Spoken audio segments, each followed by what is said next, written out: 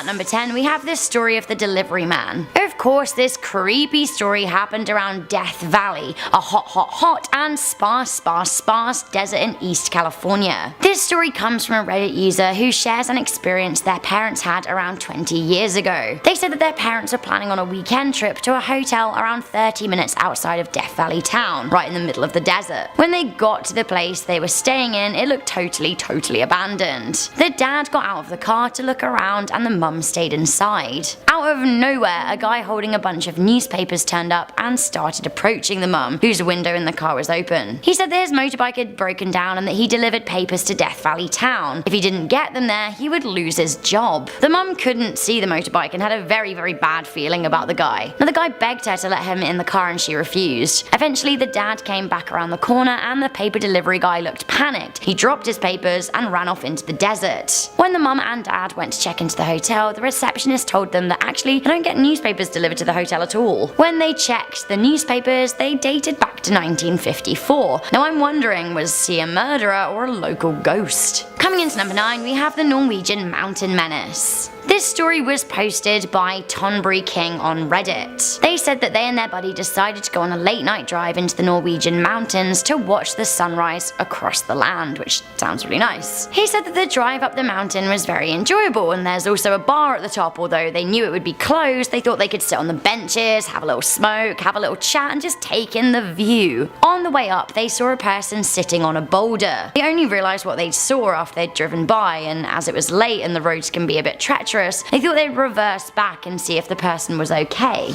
This is just classic Norwegian politeness, and good on them. Unfortunately, their act of kindness led to some serious spooks. They saw the person was a woman with a long white dress and long beautiful hair. She turned to look at them and they called out to her. I'm gonna read what the Redditor wrote here. Her face was 3 times the length of a normal person's face. Her eyes were completely blank and she had a smile on her face. Creepy. The Redditor also said that they were nearly paralyzed with fear, but they drove on anyway. The next day, both of the guys in the car contracted a high fever that lasted for days. Coincidence or maybe not? Coming into number 8, we have the midnight scratching. So this story comes from a Reddit post around 4 years ago. It seems that a guy was driving back from a family reunion. He decided not to stay the night because he had to work the next day. After 45 minutes on the road, he said he felt a very big wave of tiredness come over him. He simply couldn't operate the car anymore, so he decided, you know what, I'm gonna have a nap. There was no lay-by or any place that he could park off the road, so he decided to drive into a field and park his car behind some trees. He then fell asleep at 11:20 but was woken up 30 minutes later by a scratching sound. He was really tired, he had a quick look at the clock and he decided just to ignore it, assuming it was probably an animal. He then went to sleep but was awoken by the same sound around 50 minutes later, and this time he was super freaked out. He thought actually maybe it wasn't animals, because why would they continually scratch for an hour? He looked into his rearview mirror and he saw someone or something running off into the forest. He decided to drive and head back to the road. He was done with this. As he drove forward, he saw an abandoned car with its doors open. Now he drove a little closer to investigate, and then a man came sprinting around the corner, yelling at him to get away from his car. The guy was pretty terrified and drove off. He said that the moral of the story was not to go sleeping at the side of deserted roads, and I've got to say, hear. Coming into number 7, we have the pickup trucks. This story was submitted to the subreddit Let's Not Meet. A girl and her friend Amy were driving from Redizo to Albuquerque. As the girls loved exploring, they took the NM55, a more remote road. They saw a white pickup truck ahead of them in the distance, and when they got closer, they saw that the truck turned across both lanes and then pulled over across the road. When they drove by, they noticed that the driver was a middle-aged guy who was staring at them very intently and talking into a walkie-talkie. When they passed him, he pulled back on the highway and started following them. They then noticed another pickup truck slowly coming towards them. Now this one was an older, more beat-up truck. When they passed it, they noticed that the guy was also talking into a walkie-talkie. The truck passed and then turned to follow them behind the white truck. The white truck then tried to bump them, but they kept on speeding faster. It then became apparent that the trucks were trying to get the car in between them.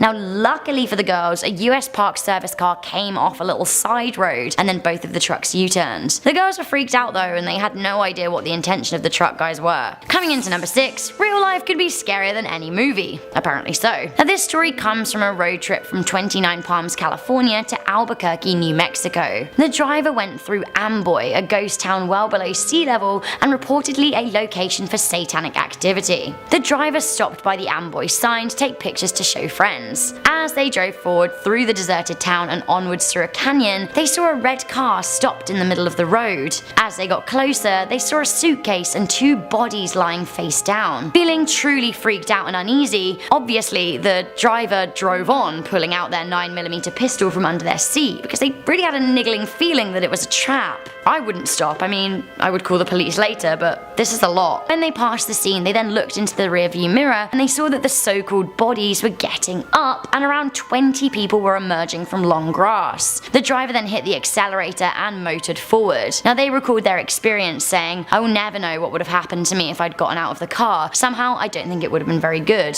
Sometimes real life can be scarier than a movie." I agree. Honestly, sometimes my life is scarier than a scary movie. Coming into number 5, nothing good happens after 2 AM. I feel like this was an episode of How I Met Your Mother. Either way, sometimes I have to agree. A guy wrote a long and winding tale about a trip he took from Nashville to Kentucky and back again. He'd got into a fight with his girlfriend and he'd wanted to drive to blow off some steam. As he was headed to Alabama, he realized he was running low on gas, so he pulled off Interstate 65 and drove off the ramp near a gas station. This is when he noticed something very strange. The only other car on the road was stopped at a green light. It was after 3 AM and the guy driving figured it was weird, but might just have been because the other driver was tired.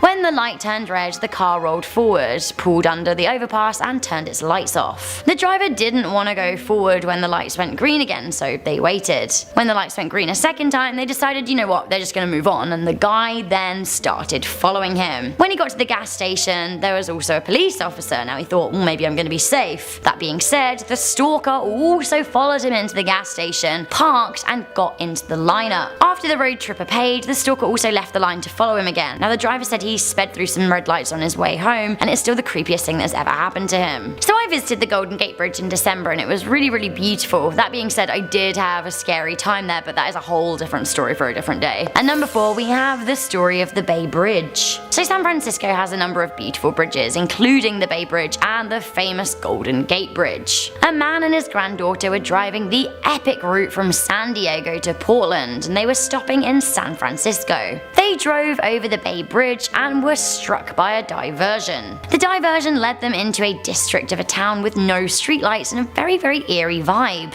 The roads were deserted, but not just that, the streets seemed deserted too. A car drove by, but it was a Japanese model 1930s car. Eventually the detour took them over the Golden Gate Bridge, which was very dark with not even the toll booths open. The granddaughter, Kate, who was driving, started to go over the bridge, but she said she felt a force with her in the car trying to turn her around. Eventually, she managed to shake it off and drive forwards. And when she spoke to one of her friends who lived in San Francisco about the experience, they said that the Golden Gate is never dark, it's always lit up, and that area couldn't have been deserted as there was a festival on in town that day. Spooky. Okay, we've had loads of fun with Reddit here, but let's move on to some news-officiated real-life road trip stories that made national headlines. Coming into number 3, we have the murder of Peter Falconio. This story scares me so much as it is so simple and so easily replicated. On July 14th, 2001, Joanne Lees and her boyfriend Peter Falcono were driving on the Stewart Highway near Alice Springs in the Australian outback. Road tripping around, the couple in their 20s were enjoying a backpacking vacation in a VW camper van. As they were on the road, a driver in a Toyota 4-wheel drive flagged them down. He said he'd spotted that they had engine trouble and Peter got out to investigate while Joanne got into the driver's seat to rev the car. That is when she heard shots. She was terrified, and then the man reappeared at her window holding a gun to her head. Now he managed to tie her hands behind her back with cable ties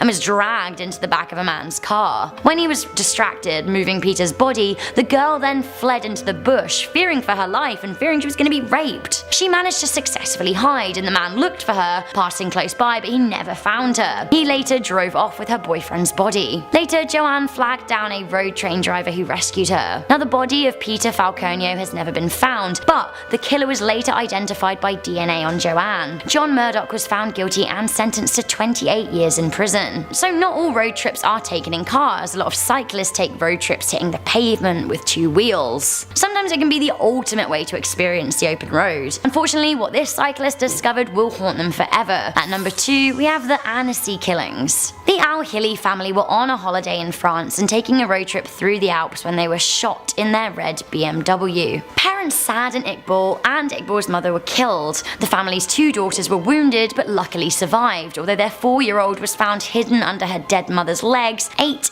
hours after police got to the scene. Next to the car, a French cyclist, Sylvain Mollier, was also shot dead. The scene was discovered by another cyclist, Brett Martin, who rode by the horrifying scene. While the murder investigation was opened, the perpetrator of the 2012 attack has not been found. Some investigators think that the murders were random, which is scarier because there could be a deranged killer waiting to strike again. Finally, coming into number 1, we have the Santa Rosa hitchhiker murders. I would never hitchhike, but probably only because of stories like this one. I get it though, it's a cheap way to take a road trip. In the 1970s, there were no real frame of reference as to how dangerous hitchhiking could be, but then the murders started happening. Between 1972 and 1973, 6 women were found dead and naked in rural areas near creeks next to roads. All of the bodies were of females. They were hitchhikers who were traveling around Sonoma County and Santa Rosa in California. The murders are still unsolved to this day. 10, we have the Huntsman. One Redditor described the scary moment they realized they weren't alone on their road trip, the moment they realized a killer was in the car and ready to strike.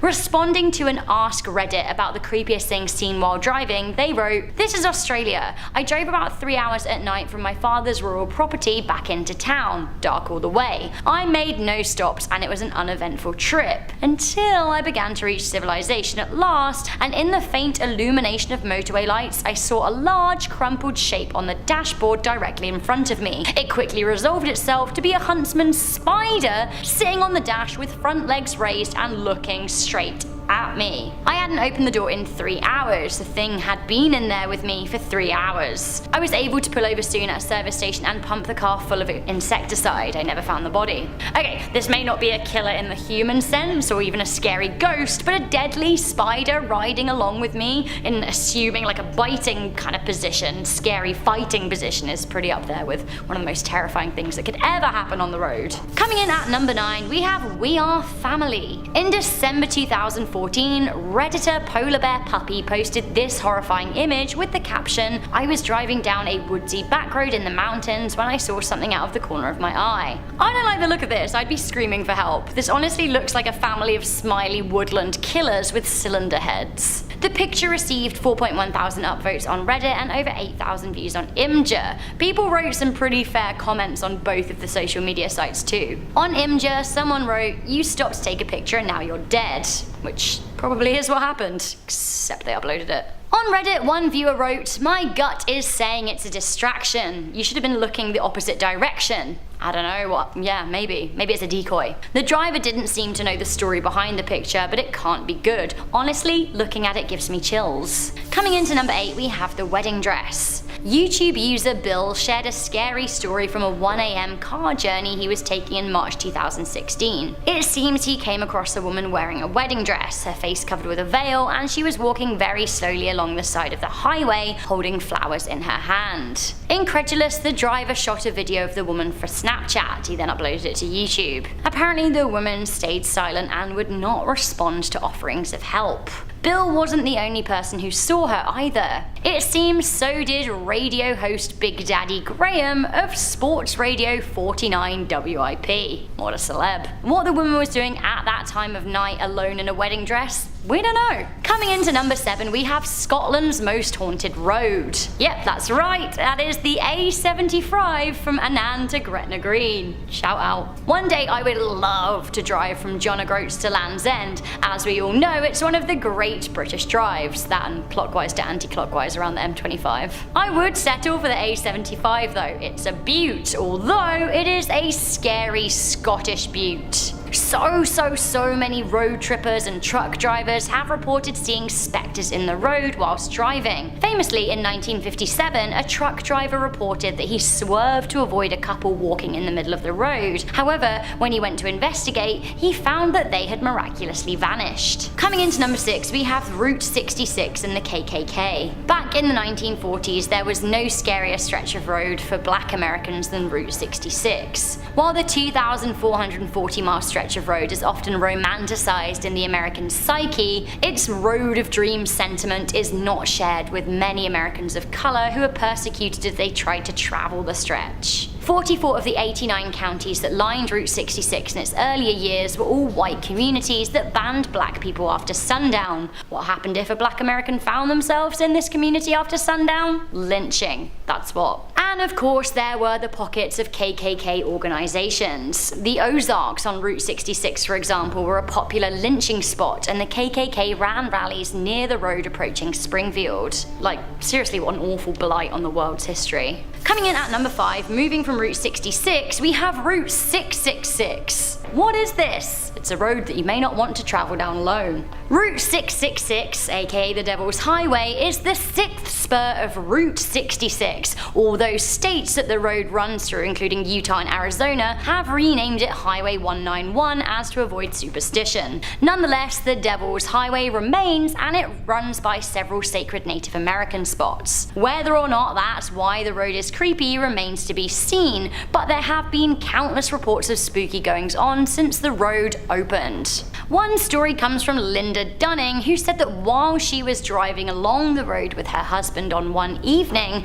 a flaming truck came careering towards them. They pulled over into the desert to let it pass. They were freaked out, but it just sped on off into the distance. The Dunnings aren't the only people to have reported the fiery vehicle either. Coming into number 4, we have a body in the car. In August 2017, a woman drove for 2 days with her dead daughter's body in the car before being involved in a car accident that blew her cover. 37-year-old Erica Newsom was driving with her dead 11-year-old daughter, Kaylee Plummer. Newsom drove into a guardrail in West Virginia and was seen dragging a body into the woods. When the woman was caught, she said that she was trying to drive her daughter from Jacksonville to Buffalo so her father could see her body. Creepy. The incident happened around 760 miles into her trip after Newsom had been driving with the body for 2 days. Western Virginian police said that it was clear that Plummer didn't die in the car crash and that her death was being treated as suspicious. Seriously, who drives for 2 days with a dead body next to them? Ugh. Coming into number 3, we have the Salt Creek abduction. In 2017, 2 girls appeared in a 60-minute interview on 9HD. 23-year-olds Lena and Beatrice were traveling in Australia and they wanted to go on a road trip from Adelaide to Melbourne. It's supposed to be one of the most amazing drives out there in Australia. The pair advertised for a driver on Gumtree, and when 61-year-old Roman Hines replied, they were very excited to get on their way. Little did they know that the man was a rapist and potential murderer. Soon after they started their journey, the man asked if they wanted to visit Salt Creek Beach to see kangaroos, and they said yes. Now this is where things took a dark and disgusting turn. Hines tied up and raped Beatrice, and when Lena tried to help her, he hit her over the head with a hammer. Eventually the girls managed to escape and found help in a local roadhouse. The police found Hines and he admitted to raping another backpacker in 2014. He's been sent to jail for 22 years. Now I guess it goes to show that you need to be super careful who you trust to drive you. I for one would never just trust a person that I'd not met off the internet to drive me somewhere. Coming in at number 2, we have the Highway of Tears in Canada. You need to know about the Highway of Tears because you may feel pretty differently when driving along the stretch if you knew its history. The Highway of Tears is a 720-kilometer stretch of road on Highway 16 between Prince George and Prince Rupert in BC, Canada. The route is surrounded by First Nations communities, and along the route a lot of people have disappeared or been found dead, most of which, although not all, are Indigenous women who have hitchhiked sections of the road. A number of killers have been known to strike along this road, including one of the world's youngest serial killers, Cody Legabokov. He killed 4 people in the area when he was just 20 years old. Serial killer Bobby Hack Fowler was also known to prowl the area. A lot of the cases of the missing or murdered females abducted whilst walking or hitchhiking in the area still haven't been solved. Okay, number 1 is disturbing, so warning for you guys. I don't know if you count getting a long-haul Greyhound bus as a road trip, but I do. Not everyone can drive, and getting around on a Greyhound or a megabus with a friend and spending hours on the road is sometimes a fun, if a little tiresome, way to travel on a budget. That being said, after hearing this story, I'm quite sure that I never want to go road tripping on a Greyhound ever again. Like, seriously, ever again. We have the murder of Tim McLean. Truly, one of the most horrifying road stories I've ever heard. In July 2008, 22-year-old Tim McLean was riding the Trans-Canada Highway from Edmonton to Winnipeg. As the bus stopped in Manitoba, Vince Weigang Lee boarded the bus. Then he later changed seats to sit right next to McLean. Don't you hate it when someone comes and sits right next to you on a bus when there's other spaces? Nonetheless, McLean decided to sleep, and as he slept, Lee slashed and stabbed him with a large knife. Now, the bus driver pulled over and evacuated the other passengers on the trip. Lee was locked onto the bus, and the driver couldn't get McLean's body. He was presumably dead by this point. Lee then decapitated his victim, proudly displaying his head to the passengers waiting outside the bus. He then began to cut off parts of McLean and eat them, again in front of passengers. So yeah, terrifying. Truly terrifying. At number 10, we have tarantulas. This story comes from a trucker, and honestly, I am truly terrified. The trucker's daughter took to Reddit to explain that her mum had an experience during her life on the road. She said that one day she was driving through Arizona and she saw a whole load of leaves blowing across the road in the distance. She said that she was actually pretty confused as to why the road was covered in leaves, considering that it was surrounded by pine trees. Pine trees, famously piney, not leafy. When she got closer, however, she realised that the leaves were actually tarantulas. Oh my god. And yeah, not just one tarantula, not 2, but thousands of migrating tarantulas. No fun. She was unable to stop her truck suddenly, so unfortunately she had to drive over them. She did stop at the first available opportunity and found guts and legs caking the inside wheel well of the truck. Grim. And terrifying. And grim again. Coming into number 9, we have the Woodsy Road Mountains. Sometimes when you are on a road trip, you come across scary things. Sometimes you stop to find out what the frog is going on, other times you just drive on. Personally, I would recommend driving on because you never know what could happen to you, especially when you're driving alone. This driver did drive on, but they did capture a photograph first. They posted the horrifying image on Imgur with the caption, "I was driving down a woodsy back road in the mountains when I saw something out of the corner of my eye." One commenter wrote, "So you stopped to take a picture, and now you're dead." Honestly, this is what I mean, never stop. The image has over 3,800 upvotes, and we're still none the wiser as to what was going on, but honestly, looking at that, it can't be good.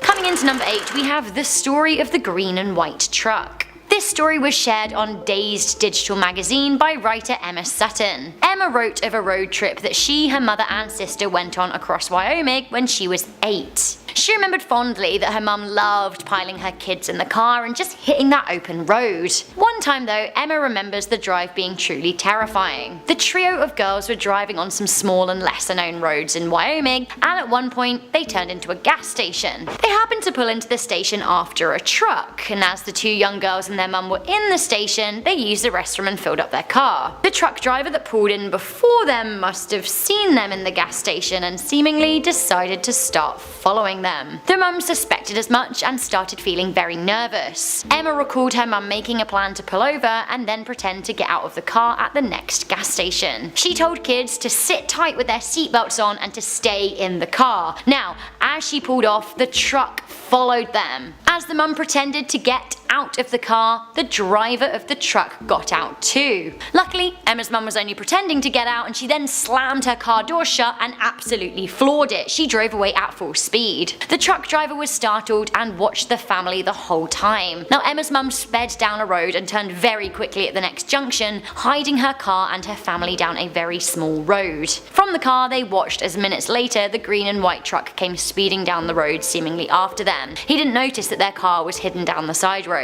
Emma's sister said that she needed to pee, and their mum agreed that she did too, although Emma recalls her saying, "I'd rather piss my pants in this car than be murdered on the side of this road." road. At a mum. Coming in at number 7, we have the Time Travelers. In 1988, two businessmen were driving along Highway 167 near Lafayette in Louisiana. As they were driving, they came across a vintage car going really slowly, like really slowly. In the United States, old cars are restricted to as and when they're actually allowed to drive on the road. So the guy driving, who was on his lunch break and later gave his name to a magazine as LC, thought that maybe it was part of a weird midweek ceremonial parade. When he drove by the car, he noticed that the woman driving was wearing 1940s style clothing and was looking very stressed and confused. Elsie stopped to see if she needed help and she nodded, looking like she was about to cry. As he drove up a little way down the road to park his car safely, he turned back around only to see that her car was miraculously gone.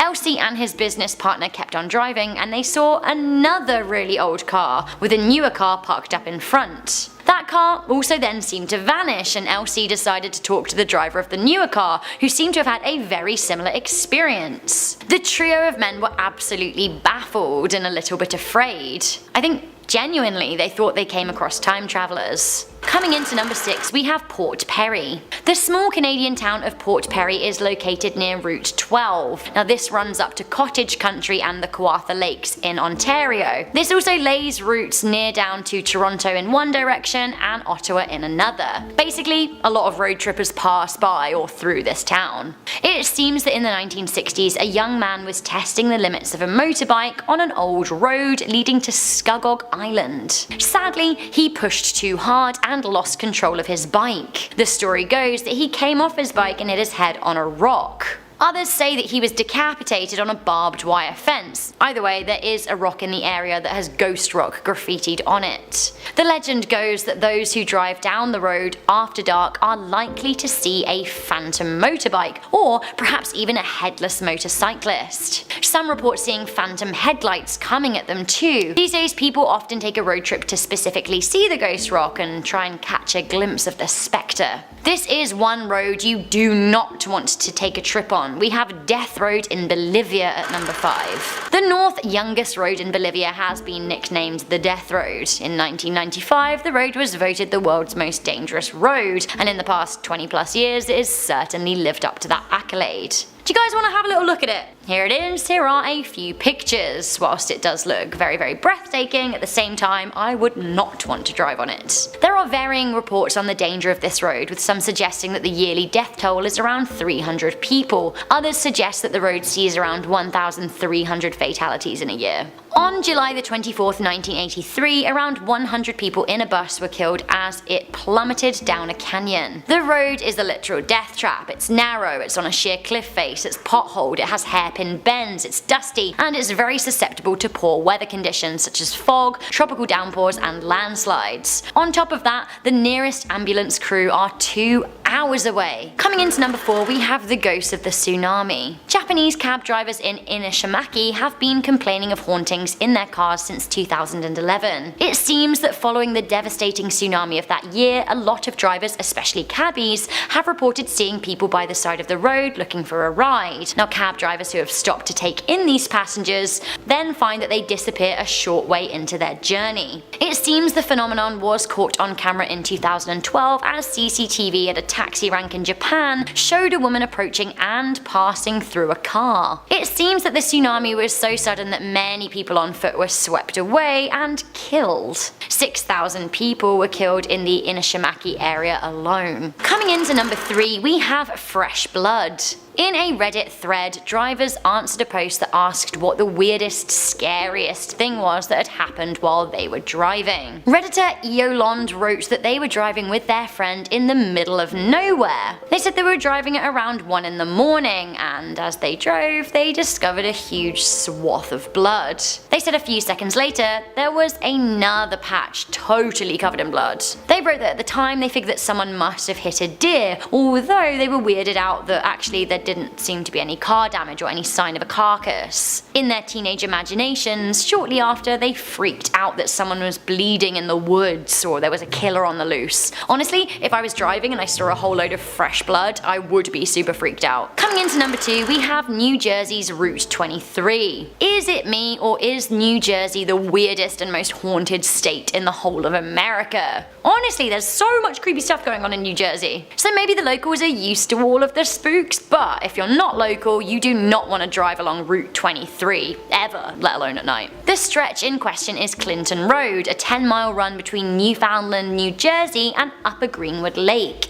Along this piece of road, drivers have spotted anything from ghosts, ghouls, witches, demons, Satanists, and members of the Ku Klux Klan. Most popular are the legends of ghost vehicles, a Camaro from a fatal crash, and a phantom truck. It was also along this road that a body of a man was found in 1983 by a passing cyclist. An autopsy of the man showed that he had died of foul play and that there were ice crystals in the blood vessels near his heart. The death led to the arrest of a member of the Mafia, Richard Kalinsky, in 1986. The killer was local and was said to have chosen the stretch of road to dump bodies. Now, the road also seemingly runs through the middle of nowhere and is home to America's longest traffic light wait, which means you could be stuck on this road stationary for a full 5 minutes. Now, I wouldn't want to be exposed to all manner of spooks just waiting in my car. No. Finally, coming into number 1, we have the Q8 Creep.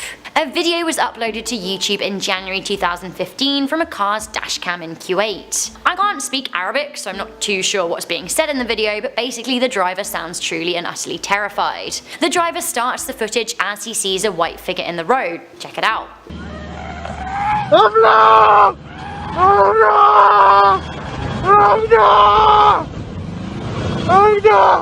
The driver starts getting really terrified with the figure, and it kinda looks like a hunchback old woman with long black hair. Now she starts running towards him as he's trying to reverse away. Have another look. Honestly, if this is fake, then the guy behind the wheel is a great actor. To me, this looks like a road witch. That's my only explanation. Is a road witch a thing? I think so, because there she is. So